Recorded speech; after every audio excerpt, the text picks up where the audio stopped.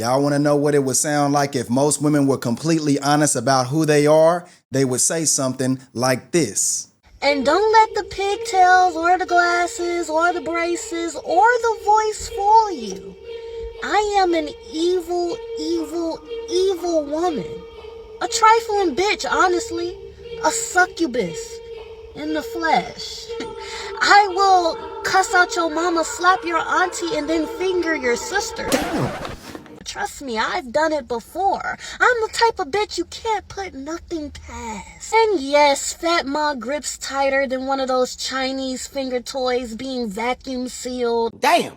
And yes, Big Moose gets wetter than the earth when it rained for those 40 days and 40 nights. Damn! And yes, my throat is a bottomless cave that gives the tip a squeeze with each stroke, like a starving snake swallowing its last meal. Woo! Hey man, I know a lot of y'all are probably thinking, hey NGE, I know we proper men over here, but you mean to tell us that you wouldn't let her throat give the tip of your digging stick A squeeze with each stroke, like a starving snake swallowing its last meal. The answer is no.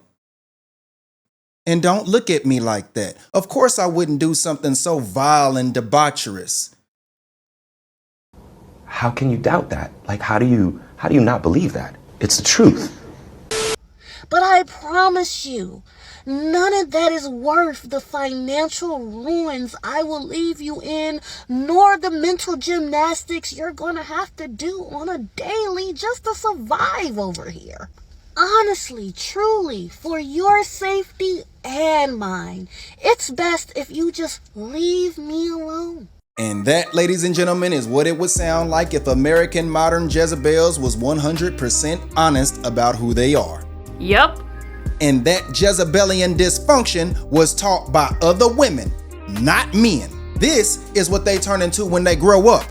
Why? Because they were tormented as children by a piece of garbage human society refers to as the single mother. He ain't lying. Don't believe me? Well, let's hear it from the victim's mouth.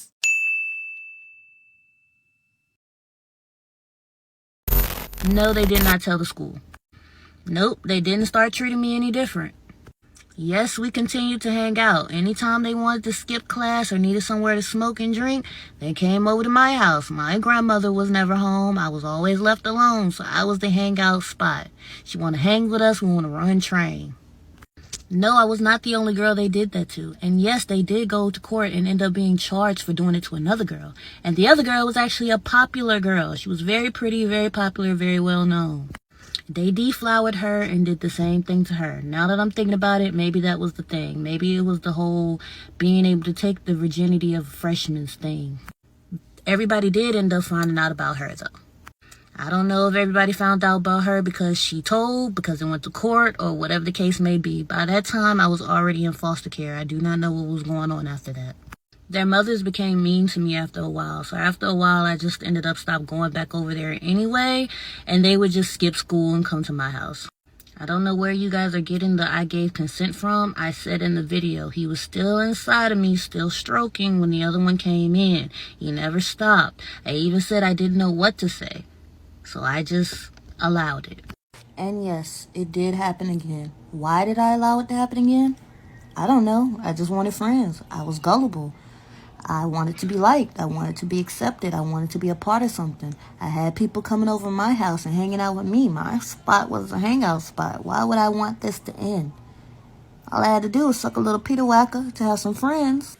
Lord have mercy. Lord have mercy. Why wouldn't I? Was it the best decision? No. But I was a 14-year-old child. I know now as an adult that it was stupid.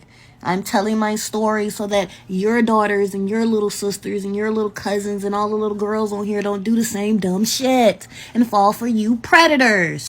I can't play the original video because YouTube won't allow me to address the real problems in society and remain with a channel. In fact, I got a strike on my channel and YouTube removed my Miss Shirley video because they don't want me to discuss the most vulnerable of us all being exploited by the mother. Anybody that's willing to sell strange grown adults exclusive content of they year-old daughter is out of line. And if that's you, Miss Shirley Mama, then you know you need your ass. Miss Shirley Mama need our ass. Come whoop it. Come whoop this motherfucker. I double dare you. No. So even though I can't play the original video, I will say that it was involving her being put in inappropriate situations far before she was mature enough to handle them. But I want y'all to pay attention to how vulnerable she was when she was a youngin', left under the care of a chronically immature, selfish, childlike woman. Everybody on social media is talking about this rapper David and what he apparently did to this early teenage girl named Celeste. My question is, why ain't nobody investigating Celeste's parents when there's obvious signs of neglect? That's a good point. You've got a good point. The girl's body was only identified because of a tattoo on her finger that apparently matches David's tattoo. But what household creates room for this? What early teenage child do you know that can successfully run away from home? When I was a kid, running away from home was something you only seen in the movies. I remember I tried that crap with my mama when I was young. I got halfway down the street, realized I had to go number 2 and forgot to pack some toilet paper and said to myself, it's time to go home. You gonna learn today. But on the flip side, I had a homeboy that would always come over my house, and I guarantee that if he never went home, his grandma would have never come looking for him. And guess where he's at now?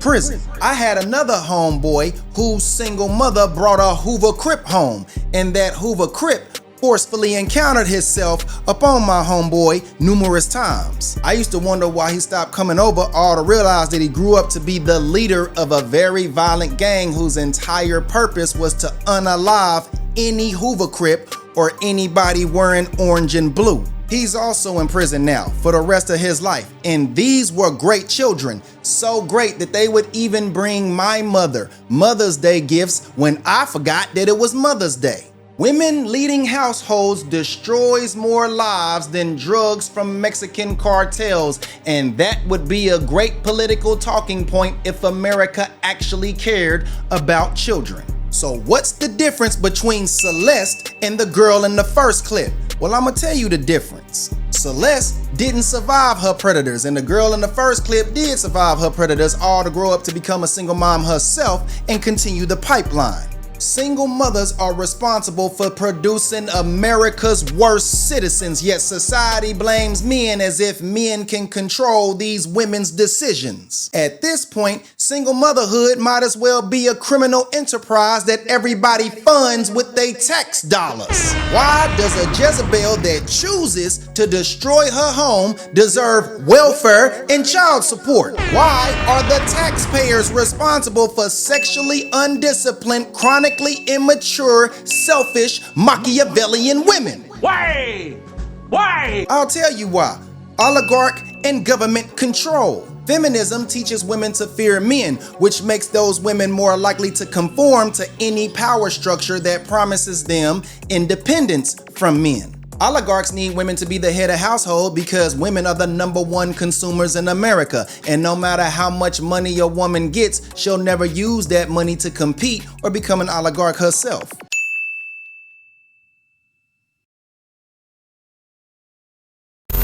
And let's not forget that the educational system teaches women to conform to a job and a career, but absolutely nothing teaches women to conform to the man they choose. Raise your hand if you're married. None of you are married.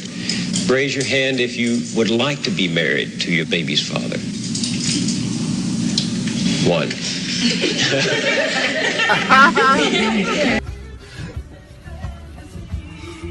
The government needs women to be the head of household because they know that women are liberal and lack foresight logic, and it's only a matter of time before they vote themselves out of that independency.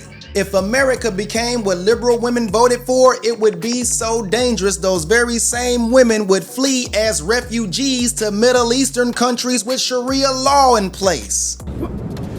He's out of line, but he's right. Epstein proved that there are a lot of PDF files in power, and single mothers pipeline their children into this industry. And that is the real reason why 304 behavior is rewarded in America. It all makes sense now. Once the majority of the population's mothers are single and Jezebelian, the PDF agenda will face no resistance. Why else do you think that there's an attack on masculinity? The same reason they pushing for more female empowerment, even though women 18 to 35 are more economically viable than men of the same age. And if you don't believe me, why don't you take a look at who's already in power? Oligarchs. Donald Trump, Elon Musk, George Soros, Larry Fink, Mark Zuckerberg. Samsung basically runs South Korea, and you don't find it suspicious that the South Korean woman votes the exact same way as Western women? You don't find that suspicious? You don't find it suspicious that all these oligarchs are working together instead of competing? You don't find that suspicious? The oligarchs want you to believe that we somehow close to a civil war, but that's a lie, and I can prove it. You can look at the election results. Men are not in conflict with other men. The majority of men still share similar values. So who we gonna go to war with? A bunch of social media influencers and Jezebels on TikTok? I don't think so, darling. The average American lives under a soft matriarchy.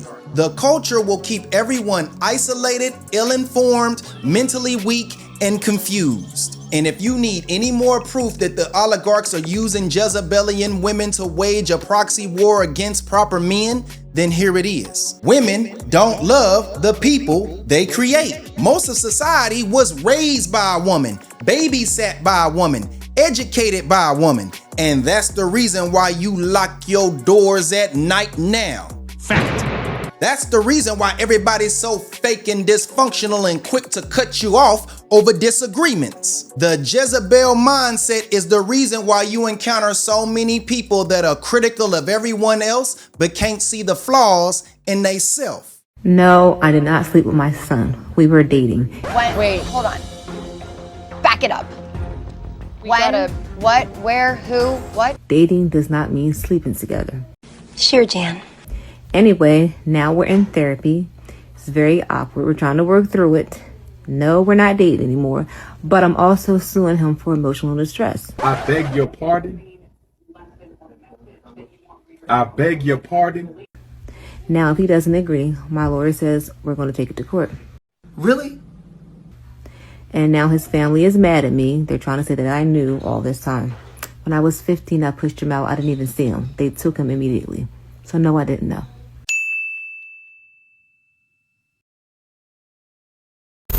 And that is why I say that single mothers are the #2 worst thing to ever happen to America. But I don't feel like it's completely my fault. And in case you're wondering which group takes the #1 spot, it's the simp-ass, fugazi, step dummy clowns coming up with excuses to take them serious in relationships. I just happen to be the exception to the rule, and my girl happens to be the exception to the rule. You bitch. Man, shout out to Montel Taylor 1700 for your super chat donation. And shout out to 2 Glocks for sure for your super chat donation. Shout out to my guy William Burris for the Cash App donation. And finally, shout out to Matthew Collymore for buying me some more coffees. Thank you guys for loving me.